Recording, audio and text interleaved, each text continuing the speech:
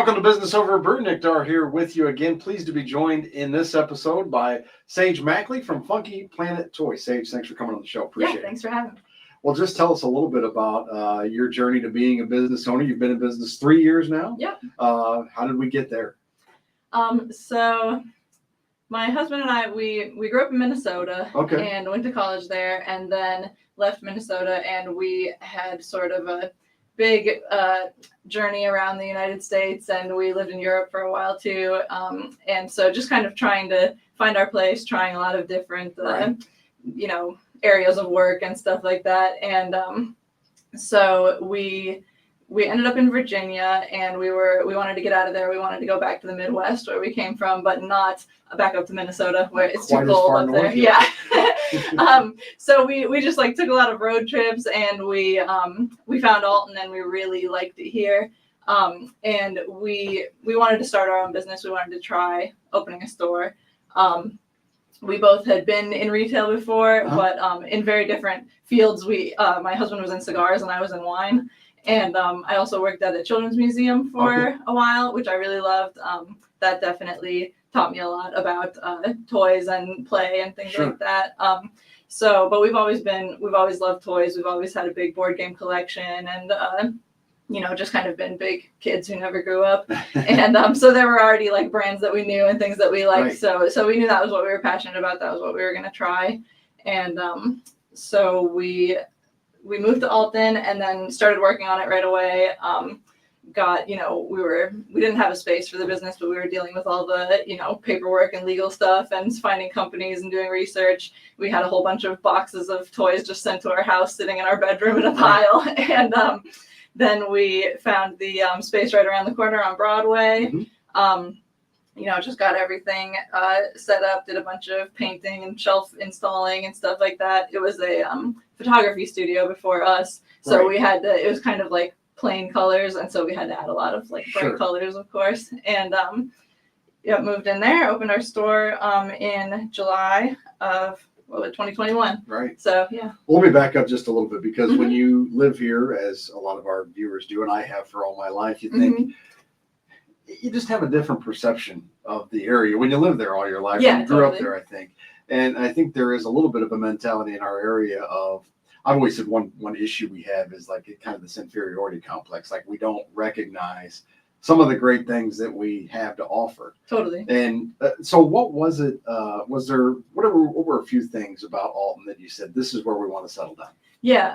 Well, we loved being next to the river. I think that's just such a cool, it just gives the town such a feeling of place. And there's a lot of cool, nature areas along the river. We loved being close to St. Louis, but not in the city, having the small town feeling, and that it has its own downtown. It's not a suburb, but you can still get into St. Louis and do all the fun city things. And then there's just such a feeling of community in Alton that I think if you've grown up here and lived here your whole life, you don't realize that it's unique. Right. But it totally is, because people are just so welcoming, and we bring, a lot of our family lives in Minnesota and New Jersey and stuff, and they come and visit us and they all want to move here. Yeah. And so, just all the different things you can do during the summer, especially, it's the farmers market, the muni band concerts, the night market, there's just so many community events, and people are just so genuinely kind and welcoming. It's something that you don't appreciate unless you've lived somewhere else and had the lack of that. Yeah, sure. Well, and where you're from, summer lasts 2 weeks. So yeah, exactly. And it's just full of mosquitoes. Of course, while we're sitting here today, it's 115 heat index. Yeah. Maybe Minnesota wouldn't be so bad. Oh, it gets so hot up there too, though. Sure. People don't realize that. Right. So 3 years in business now. What was it? Tell me about the excitement of that first day. I always like to ask business owners about when you open the doors. Man, what are you feeling? Oh yeah, just excitement, and then also terror, because what have we done? Yeah, and you don't have your systems in place. There's so many things you just forget about. I remember somebody asked, "Can I buy a gift card?" And we were like, "Gift cards? We totally forgot about gift cards and gift certificates." So my husband was making something really quick in the computer and printing it off. It was just white paper with Right. And our card reader broke down, I remember, on the first day, and so our neighbors at the time were Epicurean Fair, and so they had people going into their business and running their cards, and Martha was paying us cash. It was like, But hey, at least you had customers. Great. I Yes, mean, a bunch of people came out for our first day, so it was super exciting. And just, you're just talking to people from open to close, so it was definitely like exhausting and so much fun. right. And you and your husband operate the business together, and you said you guys are all in. There's no other. A lot of business owners have other jobs, but you guys, this is it, right? Yep. So talk about just a little bit of the process of how you go about selecting items for the store. Yeah. So my husband is like totally a research whiz, and so he can just sit on the computer for hours at a time finding all these different companies. We deal with a lot of different sales reps who, they'll give us a line list, so they have 50 different companies that they sell, and then we go through each one and look, okay, is this something our customers would like? Is the price point right? Because we really try to make things affordable but also quality, so we're always trying to balance that. We just recently went to the Astra convention, which that goes everywhere throughout the country, but it was in St. Louis this year, so that was really wonderful for us. We got to try a bunch of new toys hands-on and meet a bunch of new companies. So yeah, just a ton of research, and it's always kind of feels like a gamble when you bring something in. And something that I learned from when we opened till now is, you've got to be like humble and listen to your customers and not just your own personal taste. Right. Because there were a few things that when we, opened, we were like, these are awesome, let's get 60 of them. And then, our customers didn't care for them. Right. So I would say like, you've got to start small and slow with, with things that maybe you love it, but then other people will love something else. I think that's a balance too between, well, for you, it's a little bit easier because for us in radio, it's not like people buy people buy advertising from us, but when we make a content change, it's not like somebody votes by. It's harder to get direct feedback. Yeah. Right. But sometimes we'll get feedback from listeners to say, you should bring this back, you bring that back. And, that's good feedback, but for every one person that says, I like that show, there might be 10 that said, I hate that show. Yeah. And I would imagine it's a little bit the same for you with your products. However, the difference is if it sells, then you keep it. And if not, then you ditch it, I guess. Exactly. Yeah. So for those out there, I think I know the answer to this, but there might be those watching and saying, what? It seems like retail would be a tough business to go into in today's day and age, especially. So, especially a brick and mortar store. Talk about that decision and what makes you guys unique. Yeah, so it's definitely a challenge that we face is competing with online retailers and stuff. But I think that so many people still crave the shopping experience of going into a store, not having to sift through 7 million products online and worrying about what the quality is and stuff like that. You can come to our store. So many things we have out that you can actually try and play with. You can bring your kids in and see what they actually are drawn to and what they like. Right. So that's what really sets us apart is our interactive experience. We have tons of board games out to play. We have a bunch of different toys. We have a kiddie ride that's a 57 Chevy. Oh, sweet. We have an arcade game with retro arcade, Atari games on it. So, it's just so much more than just clicking and getting something sent to your house. It's a shopping and play experience. Right. So instead of buying a bunch of things that you end up not using or that your child doesn't play with, it's more of a guaranteed thing that if they go to the store and like it, they're probably going to take it home and like it. Yeah, exactly. So for how long does the average average family spend in the store? Yeah, it definitely differs, but if people have kids with them, they spend up to an hour probably. So, I would say if you're going to bring your kids into the store, make sure you have some time. Right. Because sometimes, you see a lot of conflict where parents will bring kids in and they're like, oh, we got to go. You got soccer practice. And the kids just want to stay and keep playing. So it's more fun if you don't have, a strict time limit on your stay. So you're researching the items. Is there a way to come up with unique items? Or is that the goal? Are you trying to find unique items that are harder to find at bigger retailers? Definitely. I think that we we curate a different sort of collection than what you're going to find at like the Walmart or Target or Five Below toy aisle. Right. So it's not going to be all the, like Paw Patrol, like licensed things. It's a lot more toys that are more creative, open-ended, stuff that's not just like, oh, it's tied into this TV show that my kids likes. It's going to be, a little bit more unique and interesting. Are you trying to also find toys that are not just fun to play with, but maybe educational at the same time? Yeah, we definitely have a really great like science section. We just brought in a bunch of cool like a telescope, metal detector, microscope, things like that. So, and we have a lot of building kits of different types. So definitely a lot of educational toys. Because I think as a parent, that's certainly something that would be appealing, instead of your kids looking at screens all day or playing video games, to play something that actually there's a learning experience involved with it. And you've got a 2-year-old as well. So talk about that mix and how that's beneficial in a couple ways. Yeah. Clover, she loves coming in the store every single day. She begs to come in, and we usually let her in. And it always entails cleaning up after her and stuff. Sure. But yeah, we were saying that she really gives us good feedback of, we'll bring in a toy and have it out, and then she'll just be obsessed with some of them and really love it. And so then I know I can confidently, recommend it to other people who have 2-year-olds, or books that she loves and just wants to read over and over. Right. And you mentioned too, it's the perfect job to really, bring your kid to every day. Yeah, like the most family-friendly work environment you could have. Right. Where did the name come from, Funky Planet Toys? I always like the process of what names did you go through? There were probably some others that were in the mix. So tell us about how the name came about. Yeah, so it took us a while to land on Funky Planet. We were definitely, deliberated for a while. Sure. I remember a couple that we thought of were Koi Koi Toys, which is like Koi Koi is like a Japanese card game that we like. So that was kind of like, we have a lot of sort of Asian aesthetic things. So that was kind of trying to bring that in, but we ixnayed that one because nobody knows what it is. Like, right. Yeah. And then we thought of like World Famous Toy Shop or something that was kind of goofy, like, bragging, but nobody actually knows who you are because you just opened.